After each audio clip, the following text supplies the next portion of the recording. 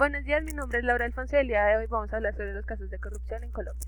Según el diccionario de la lengua española, en la que definimos corrupción y lucha, donde corrupción deriva del latín corruption, significa que en las organizaciones, especialmente las públicas, las prácticas consisten en la utilización de las funciones y medios de aquellos en provecho económico o de otra índole de sus gestores, mientras que la lucha también deriva del latín implica, que es el esfuerzo que se hace para resistir a una fuerza hostil o a una tentación para subsistir o para alcanzar algún objetivo. Por ello, una definición basada en las palabras que le dan origen a la lucha contra la corrupción pudiera sostener que ésta implica esfuerzos encaminados a alcanzar un objetivo, el cual pudiese ser evitar que se presenten las acciones realizadas en las organizaciones públicas. También puede ser en organizaciones privadas, donde se utilizan las funciones y medios de las organizaciones en provecho, ya sea económico o no, de sus gestores o en nuestro caso de quien cumpla una función pública.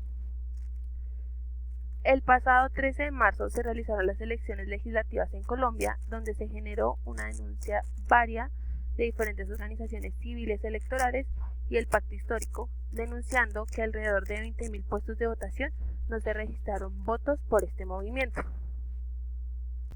El escrutinio encontró que la denuncia era cierta. El Pacto Histórico en realidad obtuvo 400.000 votos más que reportó en el preconteo. Con eso pasaron a tener 3 senadores más de los que 16 se habían anunciado.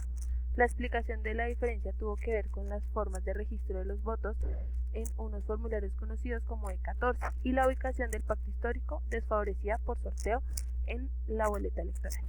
Esto es un hecho muy importante ya que Colombia es un país tradicionalmente gobernado por una tradicional de derecha y este año para las elecciones presidenciales el favorito es el señor Petro, que es netamente de izquierda. El registrador Vanegas ya cuenta con varios cuestionamientos por actividades y acciones que ha realizado en su cargo. Este niega las acusaciones e insiste que estas elecciones fueron totalmente transparentes. Debemos tener en cuenta que la corrupción y la falta de moral la última vez generó una gran controversia. Esto fue en 1970, cuando se dio conformación al M-19. La razón de ser de este movimiento armado era que el conservador Pastrana ganó con fraude al militar nacionalista Pinilla y por esta razón los movimientos populares no tenían garantía para ser parte del sistema democrático de nuestro país. ¿Por qué considera que se atenta contra la ética en los casos de corrupción?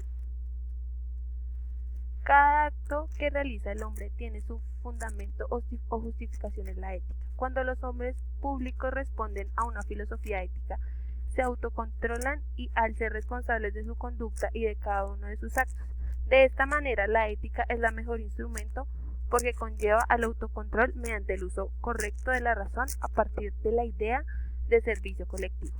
Elemento importante en los servicios públicos, como señala Adela Coltaña, donde dice que el interés del Estado no puede depender de las pasiones del príncipe, ni siquiera de sus deseos de ser malo o bueno, sino que exige un profundo autocontrol.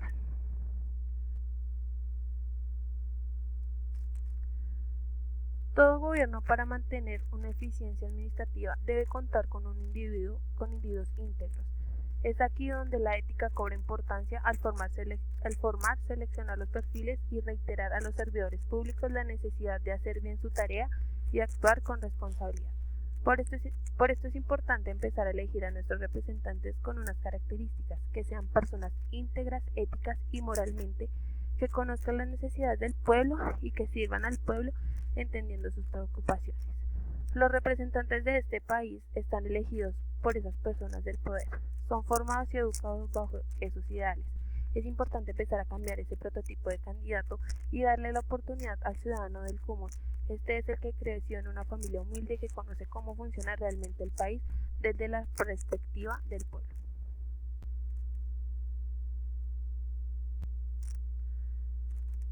A continuación hablaremos sobre Understand It, del escritor Tanson Thorburn del 2013. En este nos presenta 3 situaciones. La primera situación es que existe unas vías de un tren donde hay 5 personas amarradas. A tu lado hay una palanca que puede redirigir el tren hacia una sola persona que al igual se encuentra amarrada en las vías del tren. Las dos opciones presentadas son las de intervenir o tomar acción al empujar la palanca y permitir que 5 personas vivan o que muera una persona. En la segunda situación se presenta una variación. En esta, en lugar de empujar una palanca, tienes que empujar a un hombre gordo que está sobre un puente por encima de las vías del tren. Si empujas al hombre gordo, el tren se detendrá y salvará a las 5 personas. Si no, estas morirán. Por último, tenemos la tercera situación, que existe la posibilidad de empujar un switch y redirigir el tren hacia un hombre gordo. Pero hay un cambio: si no fuera por el hombre gordo, el tren seguiría su rumbo y daría la vuelta y mataría a estas 5 personas. En este nos pregunta qué acción tomaríamos nosotros. Entonces, de mi parte, en estos ejemplos se plantea la toma de una decisión enfrentando una situación generada por un tercero, lo que implica una decisión moral. Teniendo en cuenta la situación de que no sabemos quiénes son las personas y por qué están en este tren, yo en todos los casos sacrificaría una vida para salvar 5, ya que lo que se busca es la menor cantidad de afectados y de muertes posibles.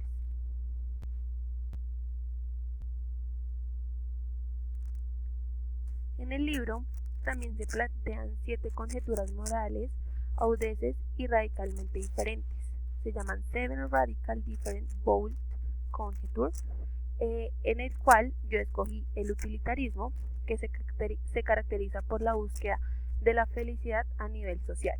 De esta manera se relaciona con los principios morales que se traducen en la sociedad como normas éticas.